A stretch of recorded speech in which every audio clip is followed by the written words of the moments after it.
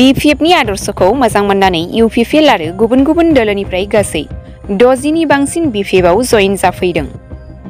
चिरां जिल्लानि भारत भुटान सिमना आमबारि गामिनि गेवलां फोथाराव दिनै मिरु BPF लाइमोन गांखं लेङाइ आफादगिरि पहरलाल ब्रह्म आरो DJFनि आफादगिरि पारमिराज नार्जारिनि नुजाथिनायाव UPPL आरो गुबुन गुबुन दोलोनिफ्राय 60निबो बांसिन जयेन जाफैयो।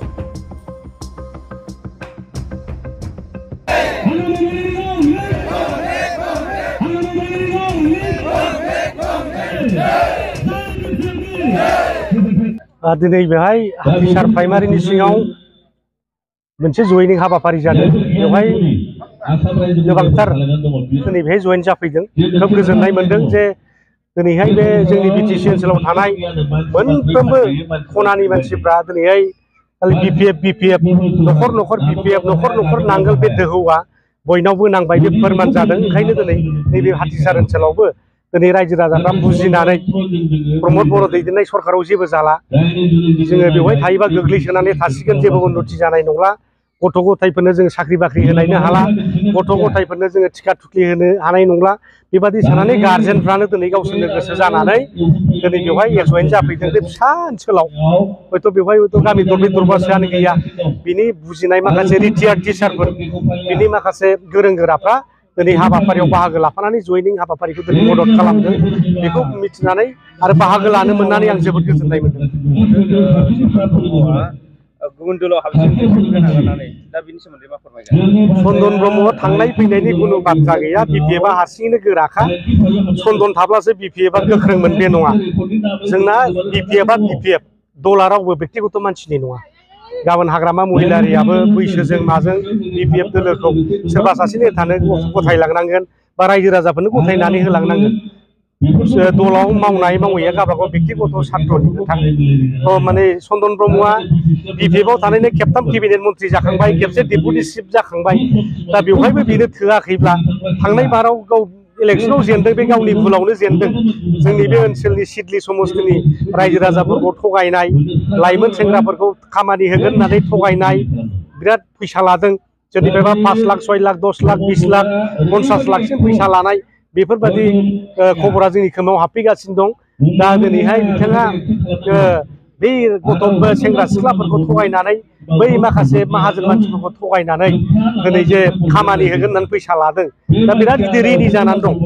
आरो दिनै बिथाङा थायोब्ला जोंनि BPF दोलोआ गाज्रि मोनसे इमेजसो जाबाय थागौमोन। बिथां थांनायनि थाखाय जोंना BPF दोलोआ चिरां ओनसोलाव बिराद गोख्रोंसिन जाबाय। बेखौसो दिनै रायजो राजाखौ फोरमान होदों। दिनैहाय NDAनि बिजाथि हिसाबै जयन्त बसुमतारी MLA मानाव गेदेर बिथांखौ थिसनबाय बिथांमोना केन्डिडेट हिसाबै। दा मोनथाम दोलोजों ज' जादों, जेबो फेक्टर नङा। जों हारसिङैनो गोहो गोराखा, जों हारसिङैनो दावहा नांगासिनो दं, हारसिङै देरहालांगोन। जेरावनाखि दल जायो, दोल बा बजा बुरजाबा फिसा थैयो होननाय बायदि, थिग बिथांमोनाबो एबारनि बे जुद्ध जेनलांगोन। थांनाय बारावबो बिथांमोना BTC इलेक्सनाव BJPनि मदद लादोंबाबो दिनै बिथांमोना 11थाल' देरहादों, 17था देरहादों। ओंखायनो हाजारखि दोलो लोगो लाया, BTCआव खामानि गैया। BTCआवथ' EGP गैखाया, BTCआव BJPआबो गोख्रों नंखाया।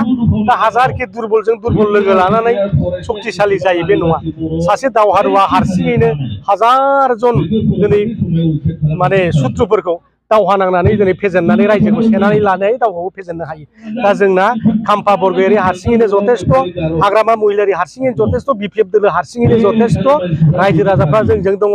जों लिडारफोरनि आशीर्बाद लानानै देरहाया, जोङो रायजो राजाफोरनि भट लानानैसो देरहागोन। सोरबा चन्दन ब्रह्मआ BJP दोलोआव बा UPPL दोलोआव हाबहैनो नागिरदों, बिनि भटआबो गांसेल', हारसिङैल'। गतिके BPF दोलोआव जेबो खथि जाया, चन्दना चन्दन हिसाबै थाथों। दिनै नुगासिनो दं UPPL दोलोआव थाङै BJP दोलोआव थाङै जोंनि नेताफ्रा फैफिनजोबदोंसो। अनेकथा माखासे MLAफोर बिथांमोना हाबैदोंमोन, फैफिनजोब्बाय। सोरबाया माने BPF गारनानै दस्रा दोल खालामदों, दिनै फैफिनजोब्बाय। डिस्ट्रिक्ट लेभेलनियाबो, प्राइमारि लेभेल, मण्डल लेभेलनि BJP वार्कारबो BPFआव हाबफैजोब्बाय, कंग्रेसनि हाबफैजोब्बाय। दा बिथांमोना किनसिट माखासे मानसिफोरखौ लानानै दल खालामगासिनो दङ। दा बेवहाय जोंहा रावखौबो गिनांगौ गैया।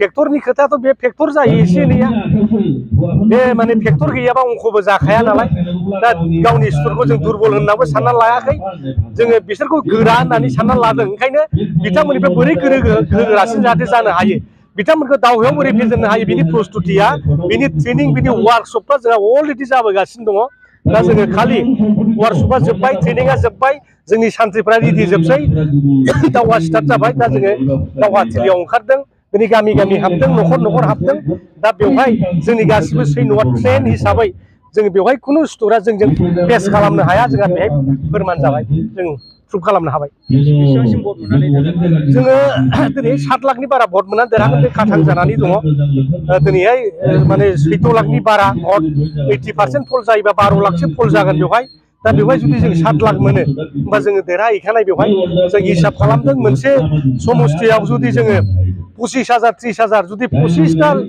BTC नि समस्थियाव जुदि मोनोब्ला जों 7 लाखनि बारा भट मोनहैखायो गतिके जोङो 7 लाख मोनसे भट मोननानै जोङो देरहालांगोन बे दिनैनि थारिखआव रोखा जाबाय दा BTC ओनसोलाव जौगानांगौ बिराद खामानि दंबावो BTC ओनसोलाव दिनै प्रमद बर' दैदेननायाव साख्रि बाख्रि मोनाखिसै टिका थुख्लि मोनाखिसै जोंना MA पास BA पासआ बारायबोगासिनो दङ दा बिथांमोनखौ एबजर्ब खालामनो थाखाय जोङो भारत सरकारखौ खावलायगोन आरो खाम्फा बरगयारि सारा देरहालांनानै पार्लामेन्टआव आवाज दैखांगोन जाहाथे बेवहाय माने पाब्लिक सेक्टर इन्डास्ट्रिफोर जाहाथे बहायफैनो हाबावो जेरै बिआर फिल्ड जादों NTPC जादों दिनैहाय बड'लेण्ड इउनिभार्सिटि जादों CIT जादों मेडिकेल कलेज जादों थिग बेबादिनो गोबां इनस्टिटिउसनफोर आरो गोबां इन्डास्ट्रिफोर लाबोनानै जाहाथे जोंनि इयुथ्सफोरखौ एबजर्ब खालामनो हायो साख्रि बाख्रि होनो हायो प्राइभेट आरो गभर्नमेन्ट साख्रि बिनि थाखाय जों खामानि मावगोन जाहाथे रायजोफ्रा जेबो भुल बुजा बुजिनो नाङा BPF दोलानो देरहाखागोन सोरबाया गावसोरखौ देरहागोन होनना बुंना लाबाबो दिनै रायजो राजाफ्रा सापर्ट गैला बेखौ मिथिखायो ओंखायनो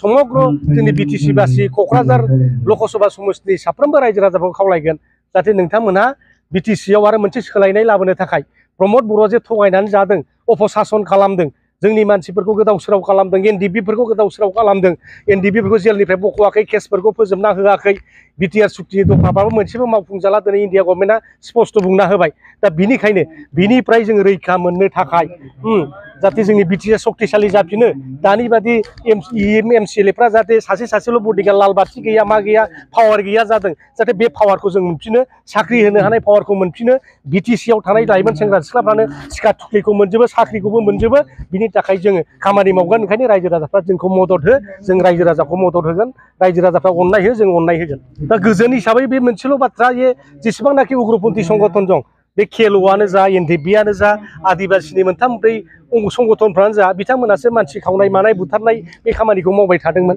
एबसुआ आन्दलन खालामदोंमोन मालाबा राजा लामा जथेदों मालाबा रेल लामा बन्द खालामदों बन्द होदों दा बेफोरबायदि कार्यकलापफ्रा जाबाय थादों ओंखायनो हाग्रामा महिलारि दैदेननाय समावहाय गन्डगला जादों दा दिनैहाय जों नुबाय थायो जाय मानसिफ्रा गन्डगल खालामोमोन दिनै सरकार सालायगासिनो दं दा दिनै हाग्रामा महिलारिखौ दाय खालामनो नागिरो बेथ' जुक्ति बेसलेस बाथ्रा बेफोर मिडियासिम आं साबायखर थाबाय आं BPFआव हाबनाय खारना जाहैबाय आं आगोलो BPFखामोन बेनि उनाव UPPLआ माबा परिबर्तन सर्टकाट खालामगोन ओरै होननानै आं UPPLआव हाबनाय जादोंमोन आरो नाथाय दा नुबाय लिरनायावल' बुंनायावल' परिबर्तन गासिबो अपरिबर्तन आरोखि बेनिखायनो बे खामानिया बे UPPLनि जे लिड खालामदों देशनि थाखाय रायजोनि थाखाय बियो जेबो जानाय नङा आरोखि उपकार जानाय नङा होननानै आं दिनै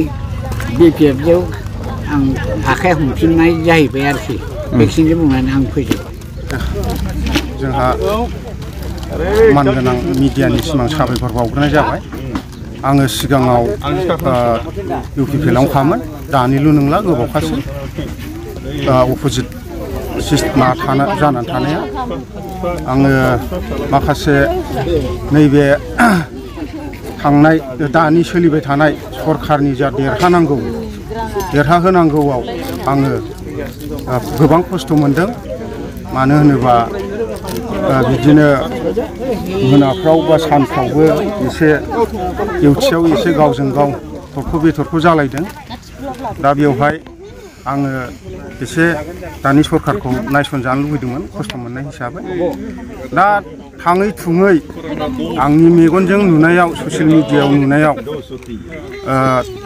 आं दा मोजांखौनो मावनायखौ नुवाखै गासैबो मावनाय मानि सिगांनि जोंहा मानगोनां बिपिएफ सरखारनि मानगोनां जा हाग्रामा सार आरो खाम्फा सारमोन बे दालां होन लामा होन ओमफ्राय मोनफ्रोम स्कुल कलेज होन दा बेफोरखौ बिथांमोनानो मावखाजोबनाय दानि सोलिबाय थानाय सरखारा मोनसेबो मावाखै आं बेखौ नुबाय थायो दा आङो बेखिनिखौनो आरो मोनसे खोथाखौ आं बावदों नैबे जोंहा दा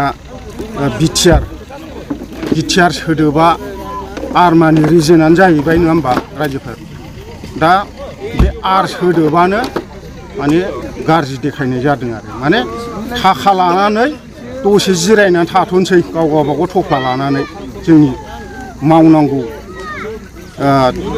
लिडारफ्रा होननायसो जादों होननानै आं दा बुजिनाय मोनदों आरो ससियेल मिडियाखौ नायनानै दा आङो जेखिया जेबो गोलाव बुंनो रोङा बेखिनिखौनो बुंनानै आङो दिनैनि मिडिया बिथांनिसिम आं साबायखर बावनानै दानि बुंनायखौ आं एसेयावनो दोनथ'नाय जाबाय। Thank you.